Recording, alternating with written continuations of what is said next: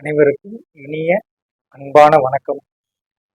பக்திவன் today channel வாயிலாக சந்திப்பதில் பெரும் மகிழ்ச்சி அடைகிறேன்.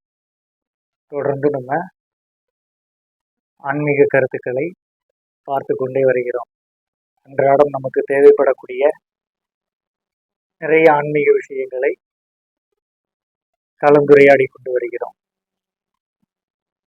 குறிப்பா இன்னைக்கு நமக்கு இருக்கக்கூடிய ஒரு முக்கியமான உணர்வு, எல்லா மனிதர்களுக்கும் இருக்கக்கூடிய ஒரு முக்கியமான உணர்வை பத்தி இன்னைக்கு கொஞ்சம் சிந்திச்சு பார்க்கலாம்.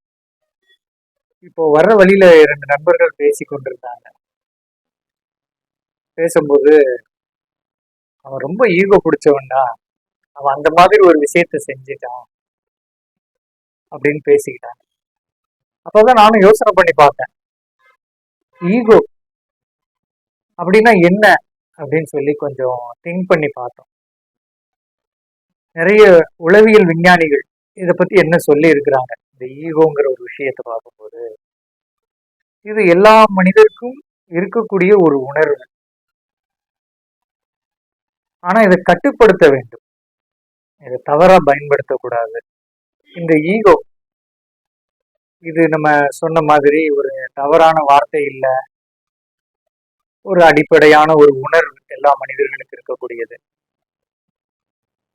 காலங்காலமாக இதை பார்க்கும்போது உளவியல் விஞ்ஞானிகள், ஆன்மீகவாதிகள், சாதாரண மனிதர்கள்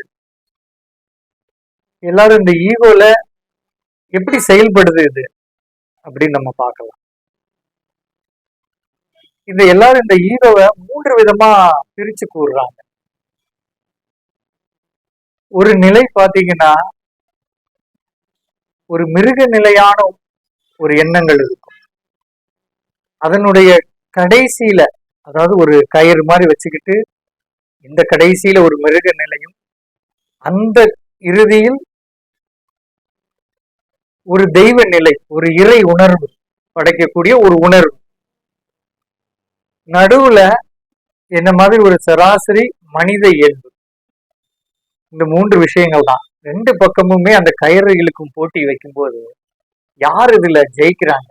கயிறு இழுக்கும் போட்டியெல்லாம் நம்ம நிறைய பார்த்துருப்போம். இந்த பக்கம் ஒரு குழு இழுக்கும், அந்த பக்கம் ஒரு குழு இழுக்கும். எந்த குழு பலமா இருக்குதோ அவங்க பக்கம்தான் வெற்றி கிடைக்கும். அந்த மாதிரி ஒரு பக்கம் ஒரு மிருக நிலை, மிருக குணம் படைத்த ஒரு விஷயம், ஒரு உணர்வு. இன்னொரு பக்கம் ஒரு இறை உணர்வு, இறைவன் எனக்குள் செயல்படுகிறார், எனக்கு கட்டளையிடுகிறார், நல்லது எது தீயது எது எனக்குள் உணர்வு ஒலித்து கொண்டே இருக்கிறது. அந்த மாதிரியான ஒரு உணர்வு. நடுநிலையில் நான் மனிதன் இருக்கிறேன், மனித உணர்வு, இயல்பு, என்னுடைய இயல்பு. செயல்படுவது நான் தான். நான் ஒரு மிருக நிலைக்கு அதிகமாக ஆட்கொள்ளப்படுகிறேனா அல்லது இறை உணர்வோடு நான் செயல்படுகிறேனா என்கின்ற ஒரு கேள்விதான் இப்ப எழுகிறது. என்னுடைய நிலைப்பாடு ஒரு உதாரணமா பார்க்கலாம். பசிக்கிறது, நான் போய் ஒரு மருத்துவரிடம் சில ஆலோசனைகள்லாம், ஏற்கனவே என்னுடைய சில சிறிய உடல் குறைபாடுகளுக்கு ஒரு மருத்துவரிடம் ஆலோசனை பெற்றுட்டு வர்றேன். அவர் சரியான நேரத்துல சாப்பிட்டுக்கிடுங்க, பசித்த உடனே தேவையானது சாப்பிட்டுக்கிடுங்கன்னு அவர் ஒரு குறிப்புகளை தர்றாரு. இது நீங்க சாப்பிடலாம் அப்படின்னு. எனக்கு பசி எடுக்கிறது, ஒரு உணர்வு. பசி எடுத்த உடனேயே என்னுடைய அந்த மிருக நிலை என்ன சொல்லுதுன்னா, பிரம்மாண்டமான விடுதிகளை பார்த்துட்டு, ஹோட்டல்ஸை பார்த்துட்டு நிறைய சாப்பிடணும், விதவிதமா சாப்பிடணும், இது வரைக்கும் சாப்பிடாத விஷயங்கள் எல்லாம் சாப்பிடணும். அது எனக்கு ஒத்துக்கிடுதா, ஒவ்வாமை கொடுக்குதா, அதற்கு எவ்வளவு பணம் செலவாகும், அதற்கு எவ்வளவு நேரம் நான் காத்திருக்க வேண்டும், இதெல்லாம் யோசனை பண்ணாது. அந்த நிலை அடிச்சு எல்லாத்தையும் காலி பண்ணிவிடு, அனுபவித்து விடு அப்படின்னு ஒரு நிலை சொல்லும். இந்த கடைசியில் இருக்க ஒரு நிலை, ஐயோ வேண்டாம், எளிமையா உனது பசியை போக்கக்கூடிய ஒரு சிற்றுண்டி சாப்பிடு போதும், உனக்கு இதனால பொருளாதார மிச்சம், நேரம் மிச்சம், உடலுக்கு அதிக ஒவ்வாமை இல்லை, போதும் அப்படின்னு சொல்லி, அந்த போதும் என்ற மனமே பொன் செய்யும் மருந்துன்னு சொன்ன மாதிரி அந்த இறை உணர்வு நிலை சொல்லும். அந்த நடுவுல இருக்கக்கூடிய அந்த செயல்படுத்தக்கூடிய மனிதனாகிய நான் தான் முடிவெடுக்கணும். கயிறு இழுக்கும் போட்டியில இந்த பக்கம் போகணுமா அந்த பக்கம் போகணுமா, இது கொஞ்சம் பாதி சாப்பிட்டுக்கலாம், அதே மாதிரி ஒரு ஆடம்பர சாப்பாடு ஒரு பாதி சாப்பிடலாம், எளிமையா கொஞ்சம் வச்சுக்கிடலாம், இப்படின்னு ஒவ்வாத ஒரு நிலையை தான் நான் முடிவெடுப்பேன் நிறைய இடங்கள்ல. என்னுடைய ஈகோ மனநிலை அதுதான், என்னுடைய யதார்த்த ஈகோ மனநிலை.